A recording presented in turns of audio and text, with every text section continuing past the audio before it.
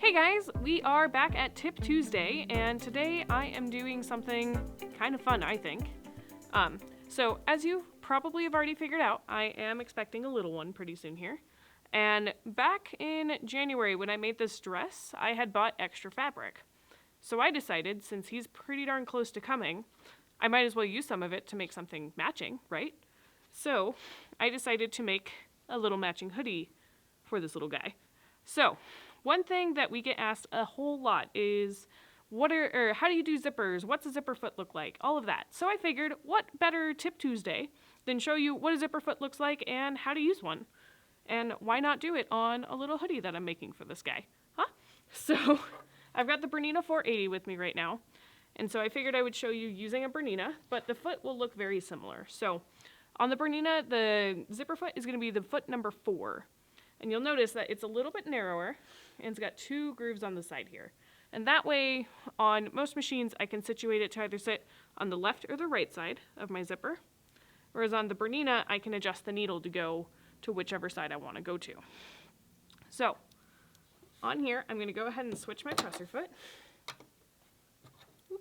And I'm going to keep the blue thread in there so you can see exactly what I'm doing. And then for this guy, I am going to knock the needle over, but let's do that in a second. So I do have a zipper right here. This one is obviously a little too long for this guy, but I always figure it's better to have a zipper that's too long than too short, because I can always shorten the zipper. I can't make it too long, or I can't make it longer. So what I like to do, and I've got it pressed just a little bit here, is I like to line up the pretty side of my zipper to the pretty side of my fabric. So I'm going to do that and line it up just like that. And then from there, I feed it into the machine this direction. So you can tell that the foot is really nice and narrow here. And what I typically do is I will make sure that this narrow part lines up with the teeth of the zipper. So if you look close, there's a little bit of a ridge right here. I want to make sure when I lower my presser foot that it's sitting next to it but not on top of it, so that it runs right next to the coils of the zipper. That way it looks nice and pretty and it's right next and flush to it, but it's not on top of it. So you can kind of see it's hard, but you can see it ridged right there. That is exactly where I want that to be. Now, because it's a Bernina, I do need to kind of move my needle position. And I'm going to just put my needle down. Perfect. So on this zipper foot, having it at -5 is exactly where I want it. And when I'm ready, I'm going to slow it down. You want to make sure your machine is on a straight stitch. And then you just go.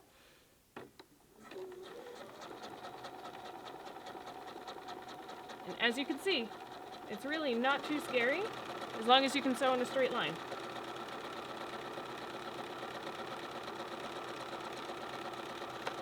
Go. Whoops.